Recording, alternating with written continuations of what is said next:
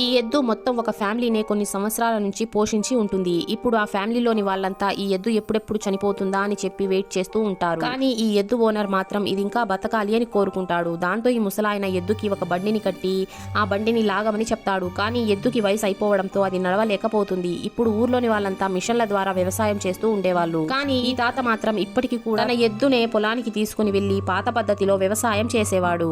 ఇదంతా చూసిన అవ్వ ఎప్పుడూ కొట్లాడుతూ ఉండేది. ఈ ముసలాయన మరియు ఆ ఎద్దు ఆ పొలంలోనే ఎక్కడైనా చనిపోతారేమో అని చెప్పి భయపడుతూ ఉండేది. దాంతో అవ్వ ఎప్పుడూ తన హస్బెండ్ తోనే పొలంలోనే పని చేస్తూ ఉండేది. ఊర్లోని వాళ్ళంతా మిషన్ల ద్వారా పొలానికి మందు కొడుతూ ఉంటే వీళ్ళు మాత్రం తమ చేతులతో పంటల్లో వచ్చిన కలుపు మొక్కల్ని తీసేస్తూ ఉండేవాళ్ళు. అప్పుడే తాత తన వాచ్ చూసుకొని తన ఎద్దుకి ఆకలి వేస్తుందేమో అని చెప్పి వెంటనే పొలంలోకి సైడ్ కి వెళ్లి ఎద్దు కోసం గడ్డిని కోసి తీసుకుని వెళ్తాడు. ఇతను తన పొలంలో మందులు ఎందుకు కొట్టేవాడు కాదంటే ఆ గడ్డిని తిన్నా తన ఎద్దుకి ఏమీ కాకూడదు అని చెప్పి ఇతను తన పొలాలకి ఎలాంటి కెమికల్స్ మందు కొట్టేవాడు కాదు. కానీ ఇప్పుడు ఎద్దుకి వయసు అయిపోవడంతో అది బరువుని లాగలేక చాలా కష్టపడుతూ ఉండేది. అదే విధంగా ఈ ముసలాయన కూడా తన ఆరోగ్యం చెడిపోయినా కూడా ఎవరికీ చెప్పేవాడు కాదు. ఒకరోజు ఈ ముసలాయన తన వైఫ్ ని తీసుకుని తన ఎడ్ల బండిలో సిటీకి వెళ్తాడు. సిటీలో ఎడ్ల బండిని చూసిన వాళ్ళంతా చాలా ఆశ్చర్యపోతారు. హాస్పిటల్ కి వెళ్తే డాక్టర్ చెకప్ చేసి ఈ ముసలాయన్ని రెస్ట్ తీసుకోమని చెప్తారు. దాంతో ఇతను ఇంటికి వెళ్లిపోతాడు. ఇలాంటి వీడియోస్ కోసం లైక్ చేసి ఛానల్ ని సబ్స్క్రైబ్ చేసుకోండి.